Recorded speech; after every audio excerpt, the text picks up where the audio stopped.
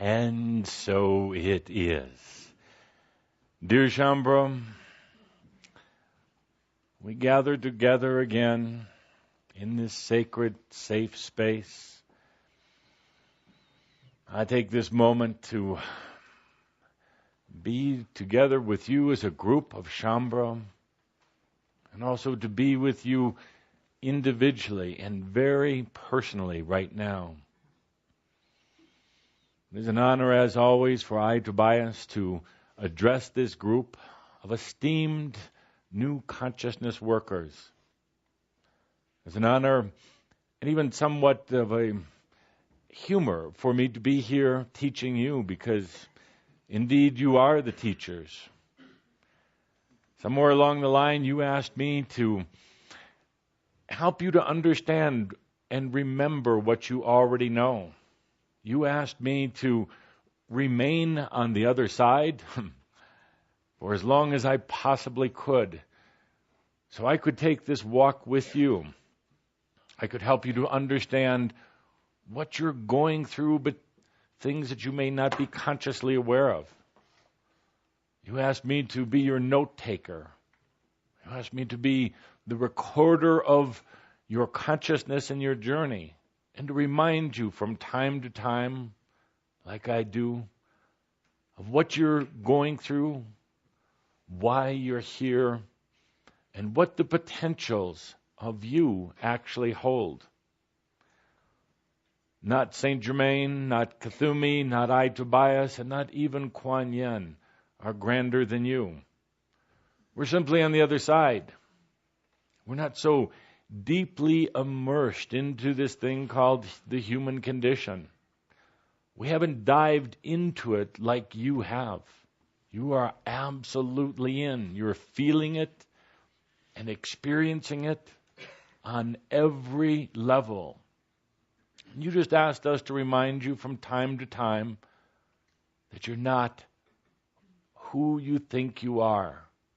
You're not a limited human. You don't have some sort of destiny already laid out for you. And you're not making mistakes.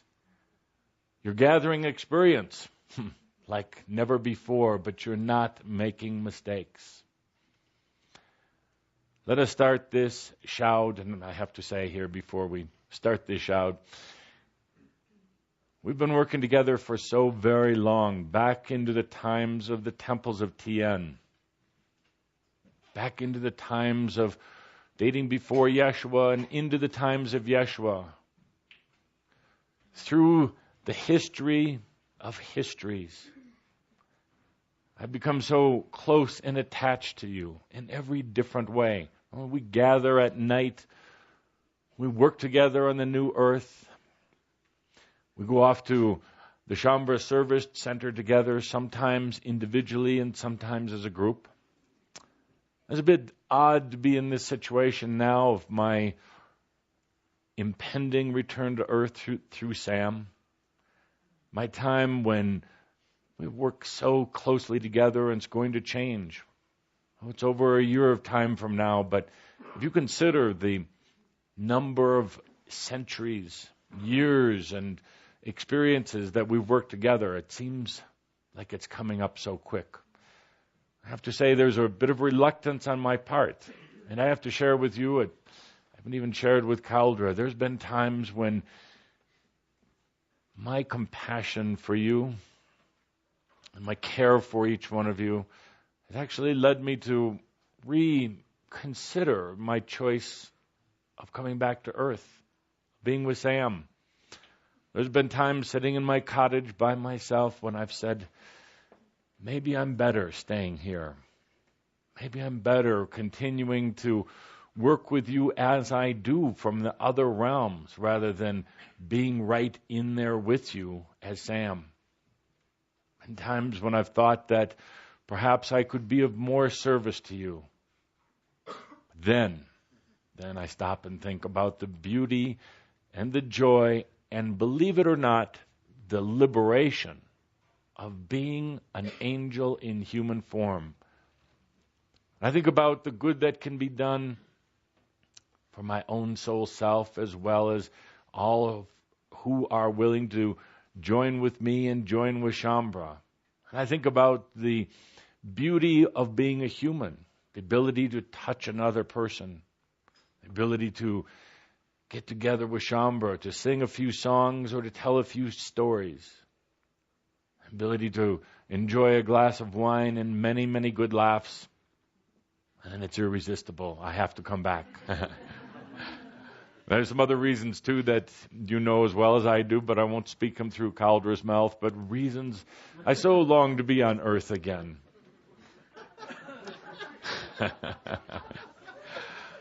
But I have you know that I have thought about it.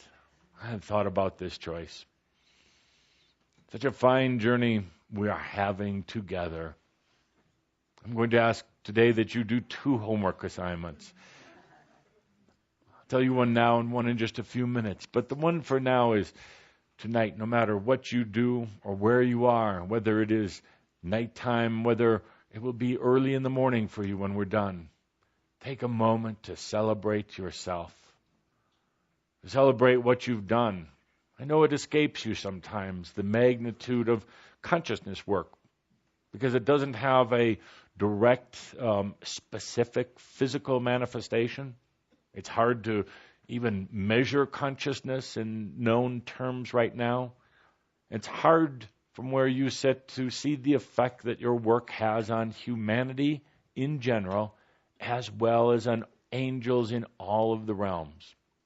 Tonight, celebrate yourself in some way.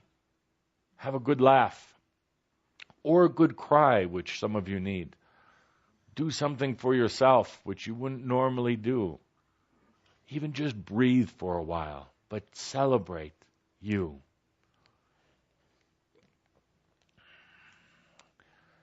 There's 2 things we'd like to do as we get into this shout. The first is, let us create and also honor this safe space. Safe space is perhaps the greatest invention, well, definitely the greatest invention since religion and psychoanalysis put together, and then some. The safe space, which all of you helped to create, such a simple concept, doesn't have to be difficult, can be so very simple.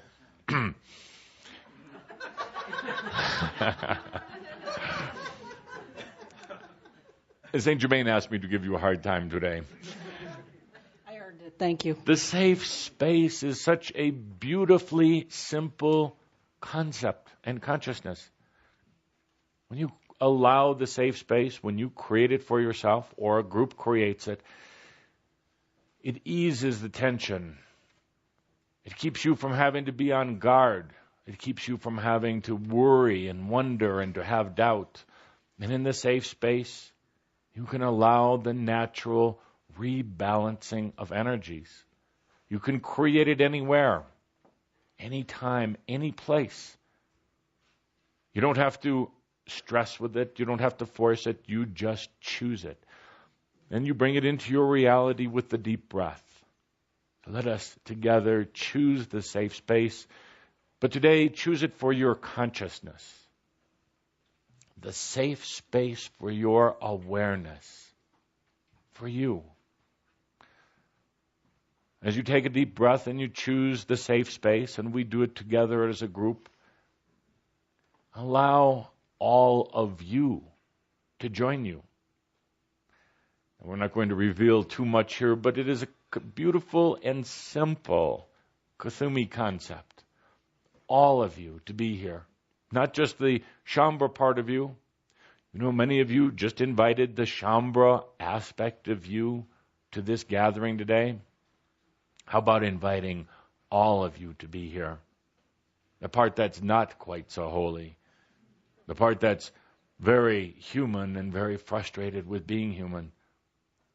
All of the aspects of you from the past and all of the potentials that you have to choose from tomorrow and the next day and the next day.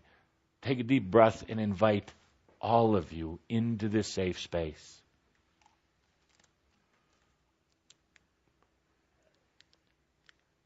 In this safe space, now let us call on perhaps the greatest thing since laser surgery. We call it standard technology.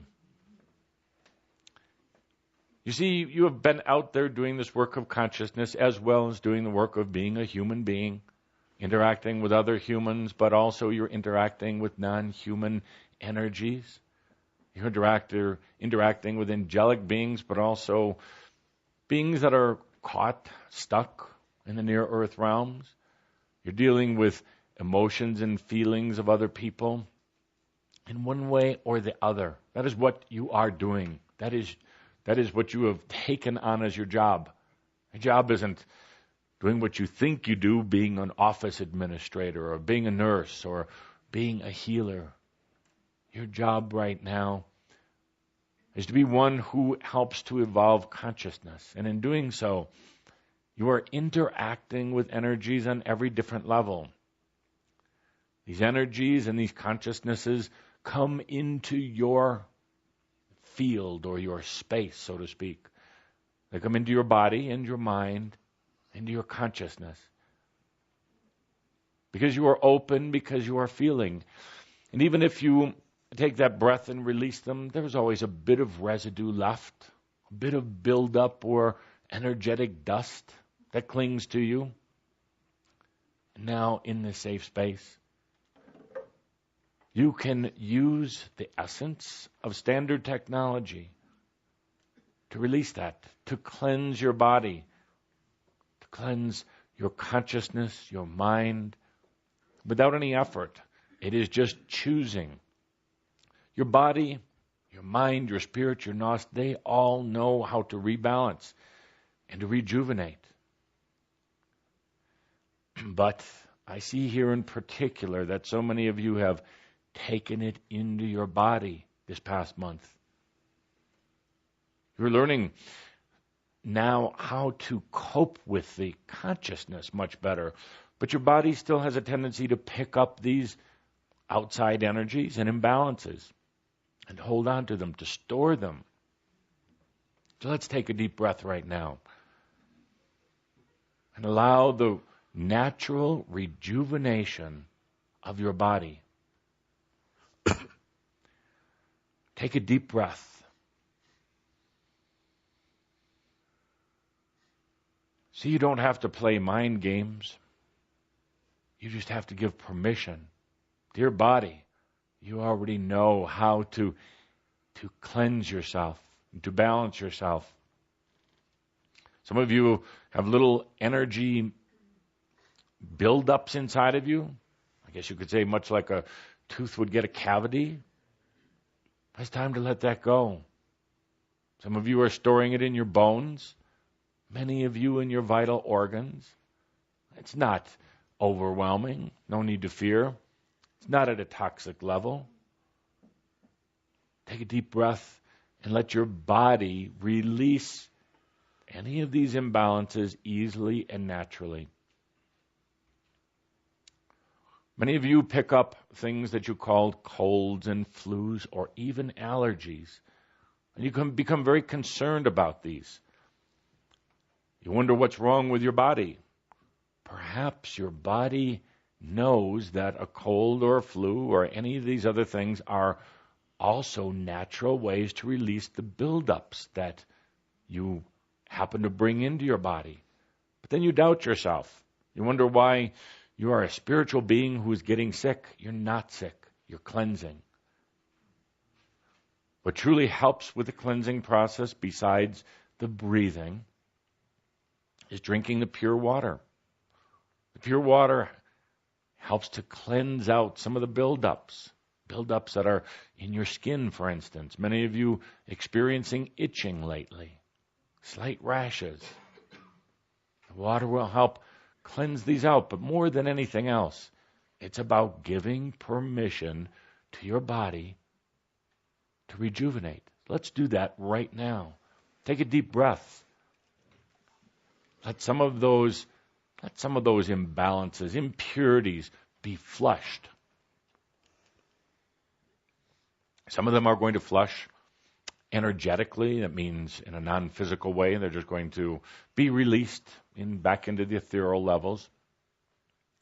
Some of them are going to be purged by the body itself. And you know how the body tends to purge, so don't try to stop the process. Don't try to fight it. It is natural. Natural.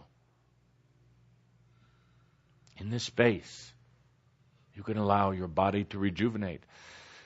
It deserves you doing this on occasion. Just getting very relaxed in a safe space. Just stopping for a moment. Giving permission to all of those physical and consciousness aspects of yourself to rebalance. You're out there doing very difficult work. Doing challenging work that goes beyond where humans are today in general. And it's not surprising that you'd pick up a few wounds, a few scars. You pick up some residual energy. It's time to shake it off here. Take a deep breath.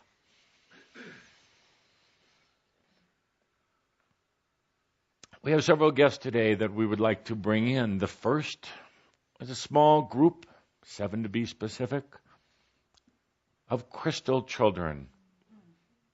These are ones who are coming in very, very soon. They're going to be taking on physical bodies. They've been studying on the new earth with you. And this small group who represents many, many who are coming in, the small group comes in to share a very direct experience with you in this physical reality. They come in to feel your energy, to feel what it's like being in a body and having the mind, and more than anything, to feel what it's like to have doubt. They want to understand this very odd and peculiar type of consciousness virus called doubt. They're coming in and observing. You don't have to hide anything from them. It is very prevalent for humans to have doubt. Not natural, but prevalent. They come in to observe, to be with you. And they would like to be around you for several days. They're going to take what they are observing and feeling back to the others who are studying on the new earth and in the Monterey prior to coming here and taking on bodies on earth. They're not going to intrude on you. They're not going to ask a lot of questions. They just want to sense. There's another guest who we bring in today. Take a deep breath and, without trying to guess, just feel into this energy. The guest we bring in today has been requesting to come in for quite some time. He has actually had lifetimes on earth before. He's actually incarnate on earth again, but one of his very prominent aspects wants to come in today to share this time to learn something from Shambhala. Learn something that is going to set him free, potentially, and to set many others free as well. Our guest today, perhaps some of you are even sensing or smelling a bit of peculiar odors, particularly a cigar odor, Dr. Sigmund Freud. Dr. Freud, this aspect comes in particularly to observe what we call the new consciousness.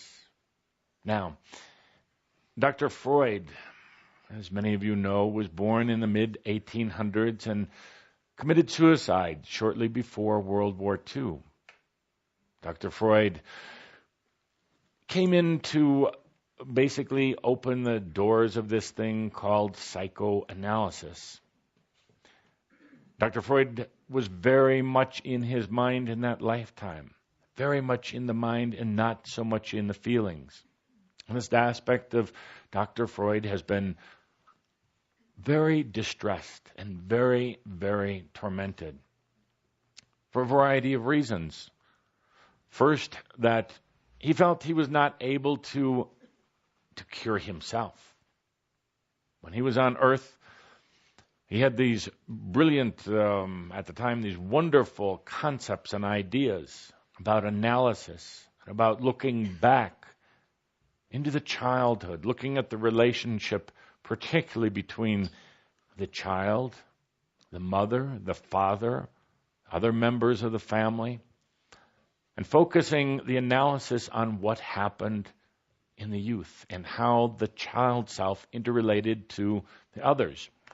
He pioneered work in psychoanalysis, which to this day is still practiced here on earth. But when Dr. Freud was not able to heal himself, either mentally, for yes, he gave himself a difficult upbringing, to give himself empathy for what he would be doing with others on the couch later on. But he was not able to heal his physical body. And he felt that because of that he had failed. In the end, he ended up taking his own life, committing suicide. Not just walking out of his body with feeling of joy and fulfillment, but actually being depressed, having given in to his physical ailments, feeling that they were actually stronger than he, and feeling that so much of what he had taught, so many of the principles of modern psychology were perhaps false. When he crossed over to the other side, as you could imagine, he went immediately to the near realms. And in the near realms, there are many what you would now call psycho wards. These are those who are not only mentally disturbed, but spiritually disturbed. And he found himself in the near realms in what you would call these illusionary psycho wards, mental hospitals, filled with souls who had crossed over, who were agonized and tormented, who were still in the mind. Dr. Freud went there and felt he was looking in a mirror at his own life, feeling that he had failed because many who he encountered, he had actually had on the couch. When he saw them on the other side, it truly put him in his own hell. He felt he had failed them, and he also felt that if his work on earth continued with the type of psychoanalysis that he had started, that it would cause many, many more humans to end up in the near-earth psycho wards. He has been wandering the earth, distressed and troubled, very ghost-like, until finally, not so very long ago, he called out for help. By the way, as any disincarnate spirit can do, any lost spirit can call out for help. When he did, he surrendered such a part of him, the mental part, the analytical part, the part that was focused on his own ego, his own identity, trapped identity, as Dr. Sigmund Freud. In the surrender, it allowed him to see that he was surrounded by beings of spirit, by angelic beings, and beings who loved him for the work that he did do on earth because he helped to change consciousness.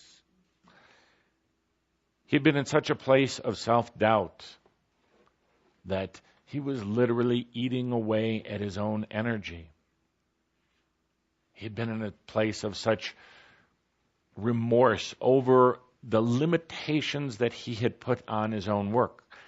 Some level within him, he knew that if he had gone beyond just the regression into childhood and focus on the literal or the physical parent figures, if he had actually taken that to another level and understood the parent, albeit the mother, the father, the child self as aspects that transcend the human and the mental condition.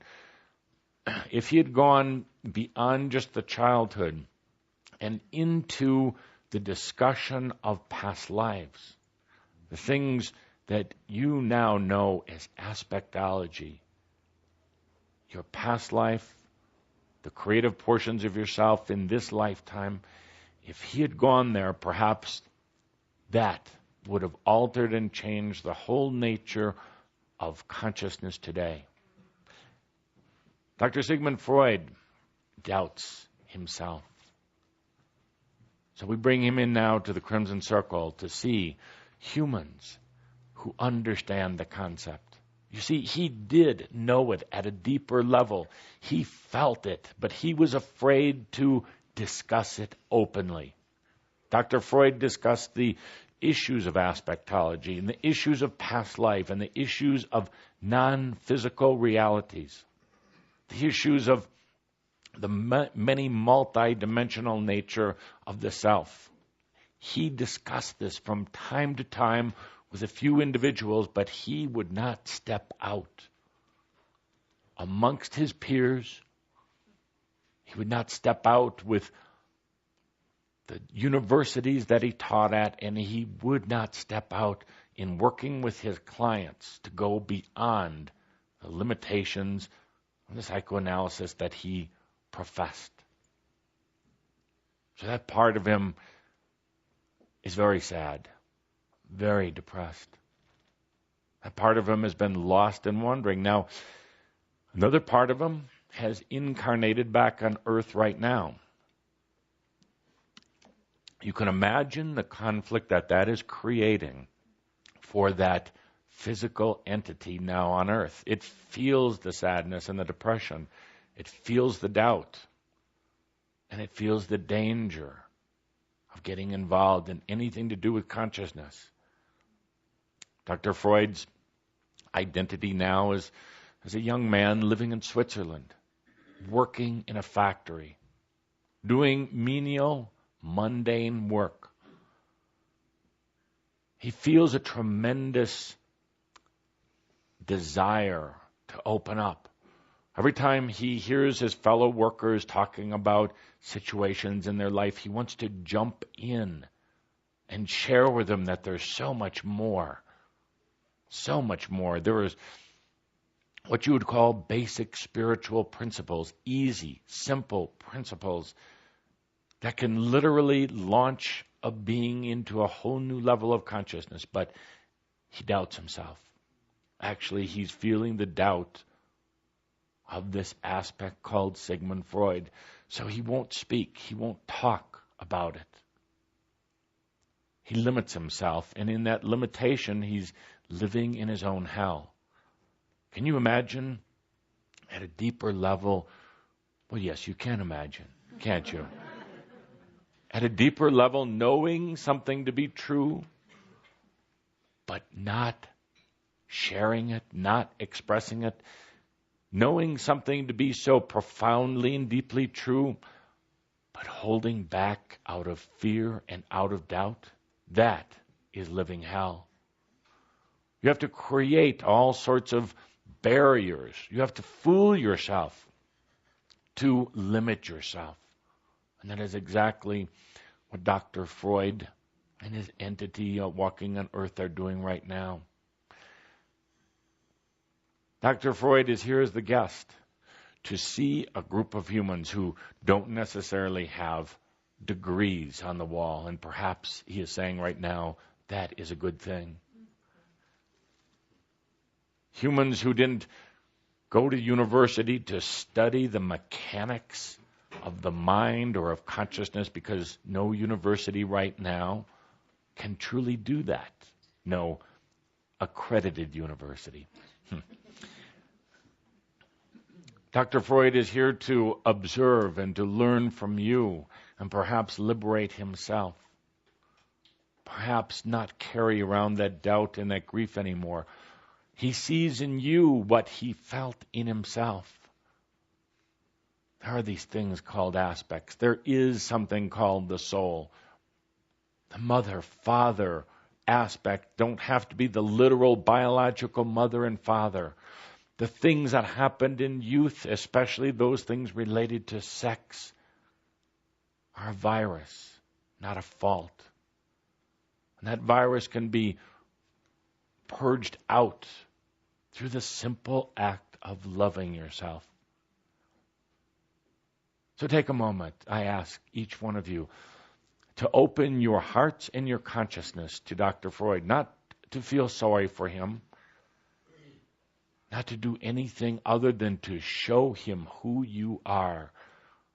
Because when you show him your heart of hearts, that will help him to understand that there is a new consciousness, and there are a group of humans who are working at it. And psychoanalysis today doesn't have to be limited to the principles that he helped to establish. It can expand.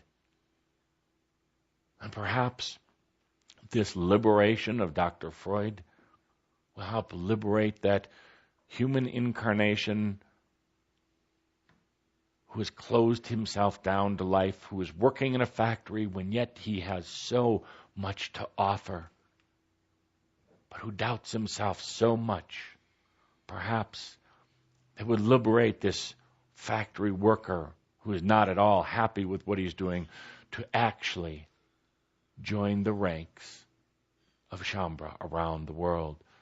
Perhaps this incarnation of Dr. Freud right now would join Shambhala and become a teacher and will open himself to his truth while sharing it with others.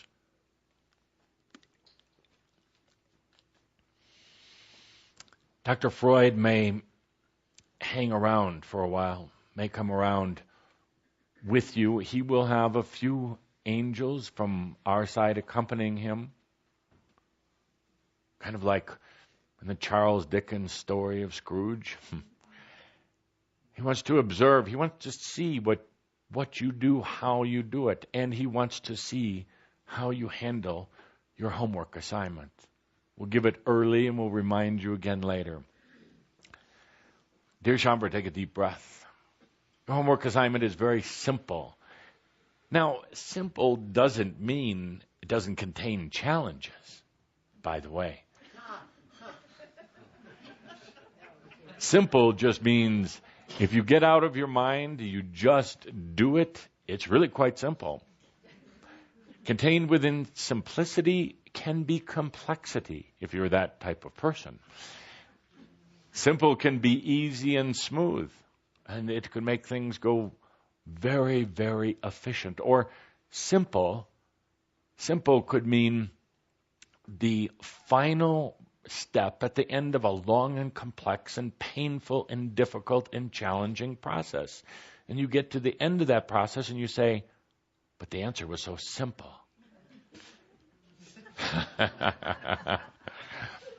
The homework assignment is very simple. In the next 30 days, tell at least 4 people who you are. Tell them that you are a new consciousness teacher. Tell them that you are a high consciousness being who's here on earth right now to help open up and expand the potentials for others who are willing to evolve. Tell them that. 4 people. Don't mumble it.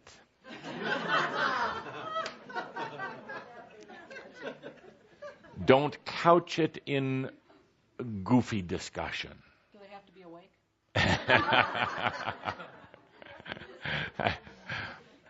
Do it when you are very clear and very conscious about what you are saying. Because, dear Shambhala, it's time to stop hiding. It's time to stop pretending. Use this example of Dr. Freud, who regrets that he didn't go further, that he didn't open up. He was so caught up in what others would think. He was so caught up with his degrees and his tenure and his status and all of the rest of that, that he didn't open up, and it has caused him tremendous torment of the soul. Tell 4 people this next month who you are. Don't apologize. Don't try to define it. If you're going mental, stop, take a deep breath, and be very clear. Tell them you're a teacher of new consciousness. And when they say, what school did you go to? You could tell them, You're part of Shambhala. It in itself is the classroom of the new consciousness. Tell them that your experience and your credentials is many, many lifetimes of mistakes and successes. Tell them that you are a teacher of new consciousness because you have chosen it. It doesn't have to be bestowed on you by another, but you have chosen it. Tell them that you are on the planet right now to enjoy life for yourself, to show others that life can be joyful and loving. And you are there on earth right now for any human who should want to hear more. It's that simple. That's your homework. We have to find 4 people that'll listen. If you are not encountering 4 people in the next month, you are probably hiding far deeper than you possibly know. Tell it to a clerk at the store while they're ringing up your purchases. Tell it to somebody that's waiting in line with you at the airport. Tell it to a child at the park. Your dogs and pets do not count. Tell it to 4 people this next month. Because, dear Shambhala, you're here for a reason. Because you chose it. You're here to do exactly what you're doing, but now it's time to step out from behind the shadows. You can feel it in yourself, that frustration. You know what this is about. You know where we're all going. You know what consciousness is. You know all of this. But you hold back. We'll talk about this in a moment. But let us move on now with the discussion for the day and the additional inviting in of Dr. Freud. Last month was a time of measurement of consciousness on Earth. It is done on a regular basis, and it is led by the group called the Cryon. Most of the entities who are channeled right now on Earth by humans also participate in the process. It is difficult to define how exactly this measurement is done, but it is a feeling into, or as Saint Germain would say, a diving deep into the consciousness of humanity. As each one of the entities dives deep and allows their findings to be collected on a consciousness level, it creates a type of measurement. And the measurement is not done on our side necessarily in numbers, or we don't use electronic instruments or meters. It is done in what you would call a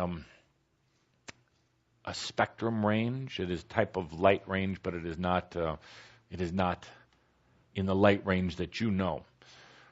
And in this spectrum, it helps us to understand where the consciousness of humanity is, so that we, on the other side, understand what is needed to serve consciousness. The consciousness measurement is taken so the appropriate energies can be moved in to support consciousness, or, in some cases in the history, not moved in. They're angelic beings who help bring energy in, to shuttle it, to bring it through old and very, very new portals to Earth, to respond to the needs and the desires of humans. This consciousness measurement is taken on a fairly regular basis now. It is tracked very, very closely by angelic orders on the other side. And then the energy moves in appropriately. The consciousness measurement on Earth also has an effect in the angelic realms, on the movements of consciousness and energy in the non-physical realms. So it becomes very, very important. It's like coming out with, on Earth you have your economic reports, your State of the Unions. You have all these different measurements to help you understand where things are. But we do it on this side as well. For a little bit of very, very brief history. Consciousness measurement has a benchmark that was taken at the time of Yeshua. And not because of Yeshua, but because of timing. At the time of Yeshua, approximately 2,000 years ago, there were approximately 200 million people on earth. And the consciousness benchmark that was created back then was 1. The number 1. I'm using human terms here now. Prior to that, it was a fraction of 1. For instance, in approximately 600 BCE, the consciousness measurement was approximately 0.81. The significance of the number 1 is simply the understanding at a conscious level that there is a trinity, that there is a different aspects of self, a self-awareness, first of the human aspect, secondly of the human's divine nature, and thirdly of a divine nature within all things. And approximately 2008 years ago, the consciousness of humanity arrived at that consciousness, that there was the human, that there was a spirit of all things, and there was a divine part, although it was thought that divine part of self was highly removed from the human. That helped to create the benchmark of 1. Now, interestingly, as we have taken measurements over all of these 2008 years, there has been a direct correlation between consciousness measurement and what you would call your calendar years. So at approximately the year 1000, the consciousness measurement was approximately 1000 as well. In the year 2007, the consciousness measurement of humanity was approximately 2007. This is significant because it should have that type of evolution or that pattern to it. There's been times when it has dipped a little lower, gone a little higher, but generally it has followed calendar years, and this is absolutely no coincidence at all.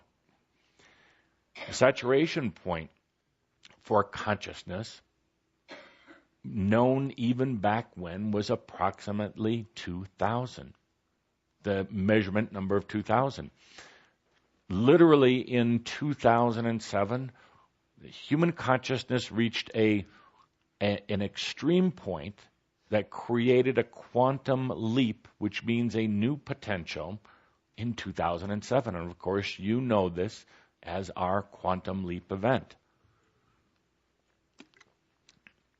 Over the course of time, the population has generally grown faster than consciousness.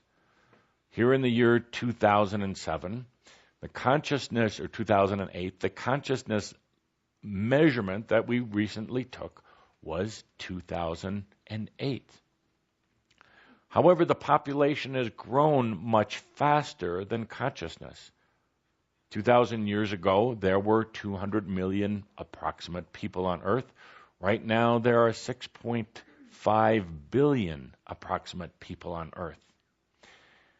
This is creating an interesting dynamic within consciousness. And now it is important to bring in the potential, to bring in the expansion of consciousness now to meet the broader population that is on Earth.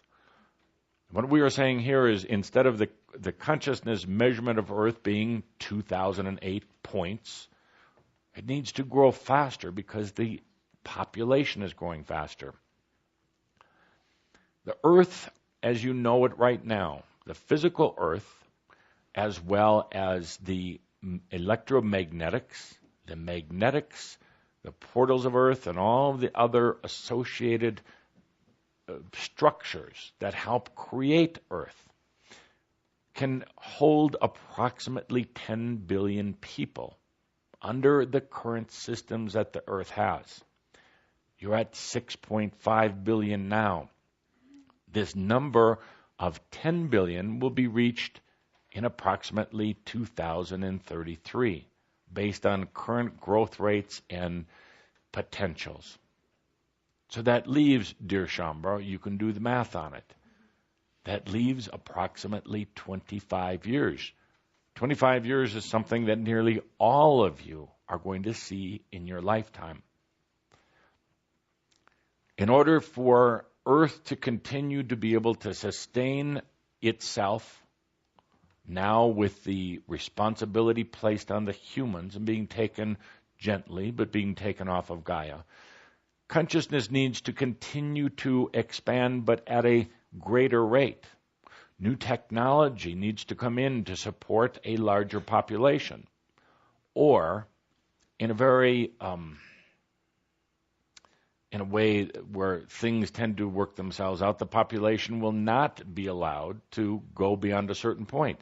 Or, as you can imagine, it opens up the potential of things like disease, large natural destruction, and all of these things that would bring the population back into a more reasonable level. I don't want to get dramatic here. I'm not sounding any alarms. I'm trying to state that consciousness on Earth right now, consciousness needs to grow faster. Humans, in general, are ready for it. They are very, very ready. When we took our consciousness measurement recently, we also measure potentials. It's not in a direct alignment with the reality that's taking place, but we measure potentials. And there are more potential capabilities surrounding Earth right now, but that is the problem. They're surrounding, not just the physical, but also the consciousness of Earth. They're not being brought in. They're being held at bay. Humans right now, in general, are looking for new answers. They are looking for something new within themselves, but they don't know where to go for these answers. They are blocked, they are frustrated, and more than anything, they doubt themselves. So they're holding back, and when they hold back, it also prevents new potentials for things like technology, for things like medicine and healing, for things like food on Earth. It prevents these things from becoming a reality. That, in effect, keeps the consciousness from expanding as it would like to right now and could present some sort of challenge in the years ahead for this Earth. Remember, Earth right now, based on current technology, fuel use, based on consciousness itself, based on all of these factors, can support approximately 10 billion. Right now is a time of opening these potentials that already exist, that are already lingering. It is like receiving a huge shipment of supplies, but keeping them locked away in the storehouse, nailed up in their crates, and ignoring the fact that they're there. There are huge potentials for new energy right now. And it's not some conspiracy on Earth that's keeping them out of the hands of humans. It's not the oil companies. Oil companies would love to get new energy because they would learn how to profit from it immediately. They're not afraid of it. They would welcome it, but they're stuck because consciousness is, in a way, stuck. All of these supplies, you could say, are sitting in the warehouse. They've been delivered into the general reality potential of Earth, but they're not being utilized. At a deep level, humans right now want to understand what you understand. They want to learn the things that you've learned.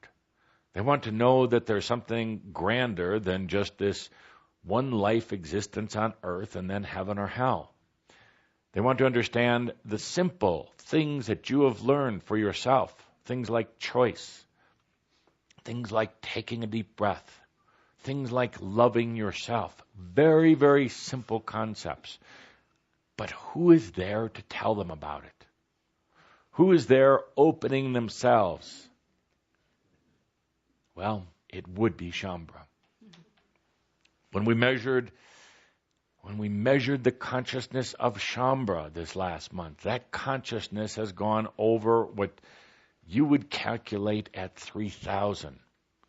Shambhala has a much higher consciousness than the typical human because they realize there is the human self. They're aware of their human selves. That is very rudimentary. Shambhala, you are aware of what you would call a higher, grander power in things. You realize that there is a God. There is a love and a flow and a unified consciousness. There is something beyond the human condition. You also realize that there is a divine. You realize that there is a divine part of you, and more than anything, you realize that it is you. It's not some golden angel that you meet after you die.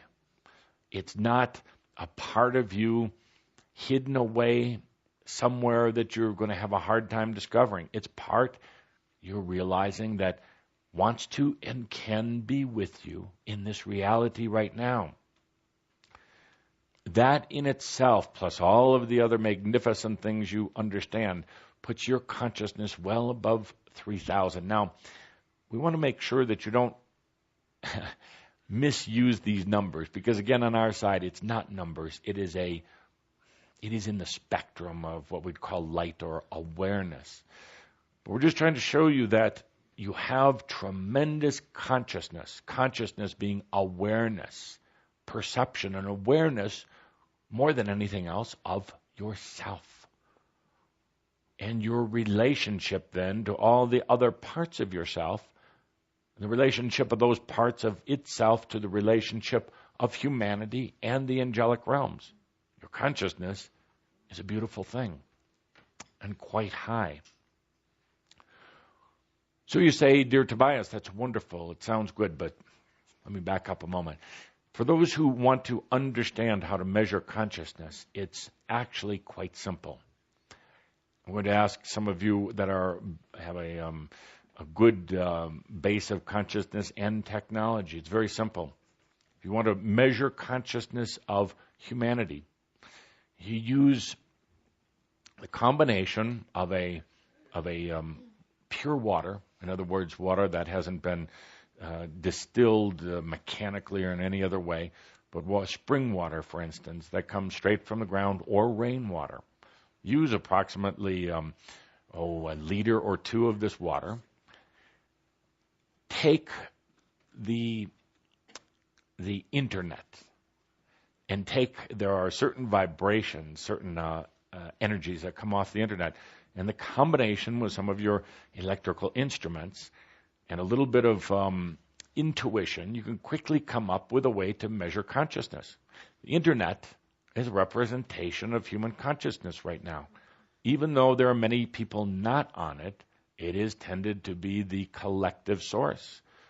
You can go to any web page on the internet, now not email here, but any web page, and you're instantly tapped into the consciousness of humanity and all of its layers. Using a few electrical devices, you can measure this.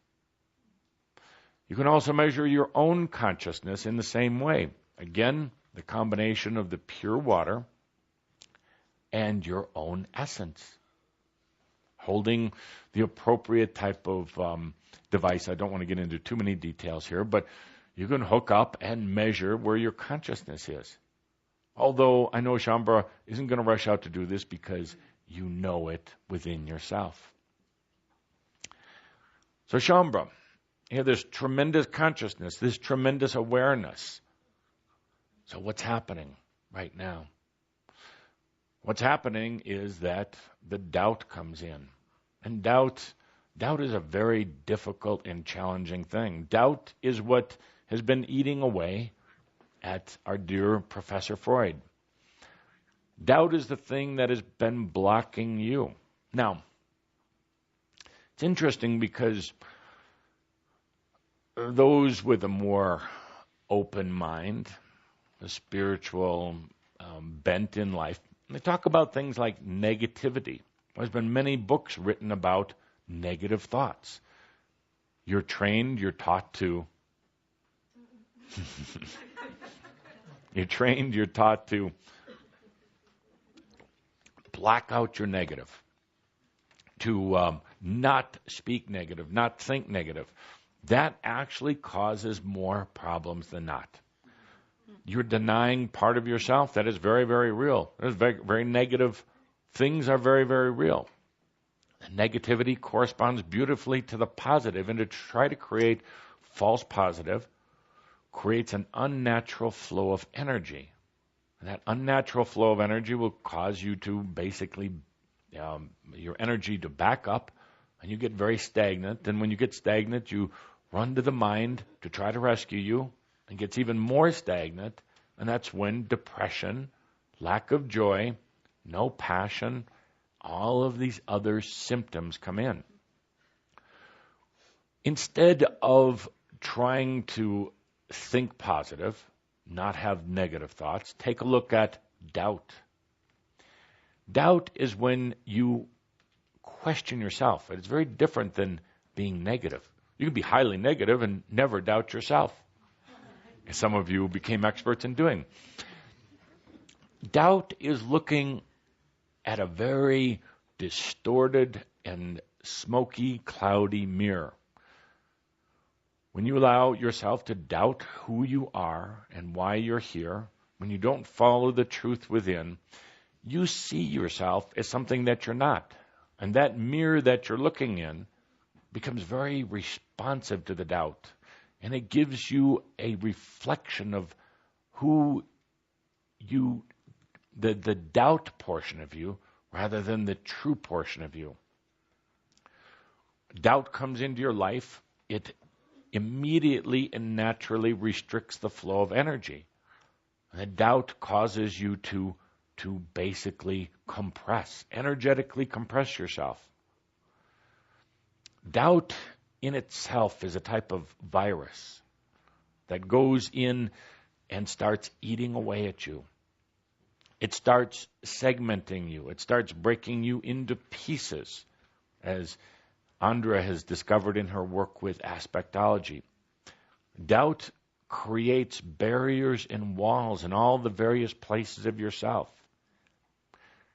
The only way out of doubt, or let us rephrase that, the best way out of your doubt is to go back into what you truly feel and know about yourself, and then express it. Shambhar, you've been doubting yourselves, and that has been causing kind of an interesting restriction or interesting distortion between the high consciousness levels that you're at and what you're actually manifesting or bringing into your lives. The doubt is now what we would call the barrier. The doubt is the veil. The doubt literally reinforces and strengthens that thing that you call the veil. The veil being that illusionary type of barrier between you and the divine, between the physical and the non-physical. Doubt intensifies that. To get out of doubt is to express your truth. That's why we say your homework for this month is to tell 4 people who you are, to share it, and to be very aware of what's going on when you tell them. Oh, go beyond the strange looks, if any.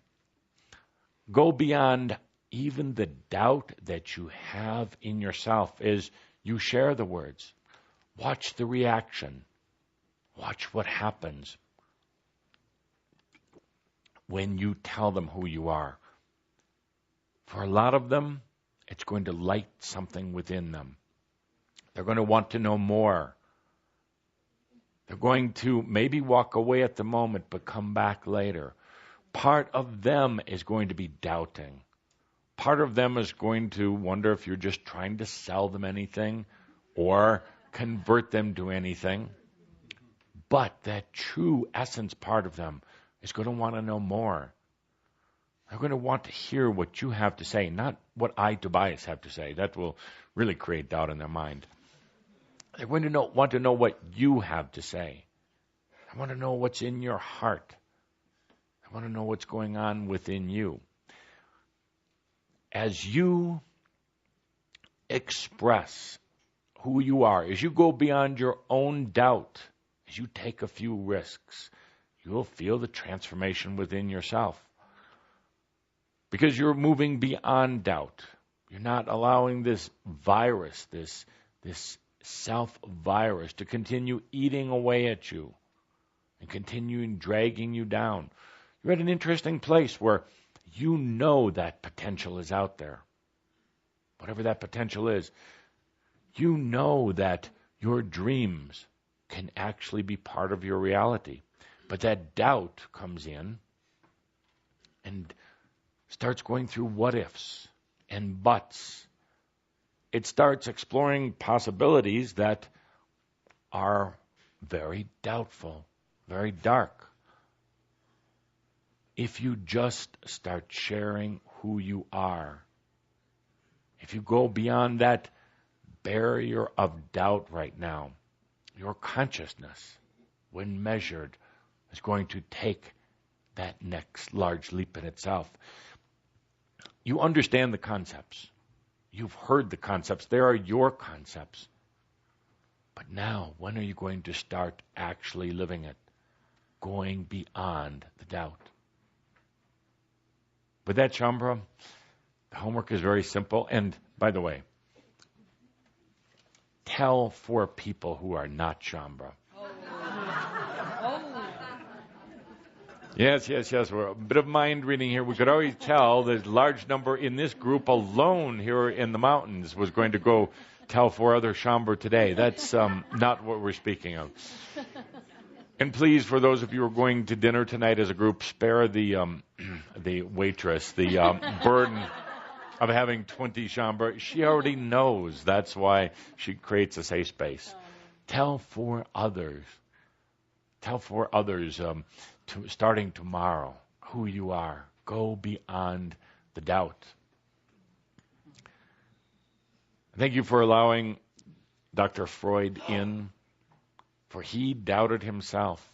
He held back what he knew. He got so caught up in the structures that he was in and the institutions that he was in that he held back. And it's caused him tremendous agony and tremendous grief. But perhaps, just perhaps, being here today with Shambhala will allow him his freedom. And so it is.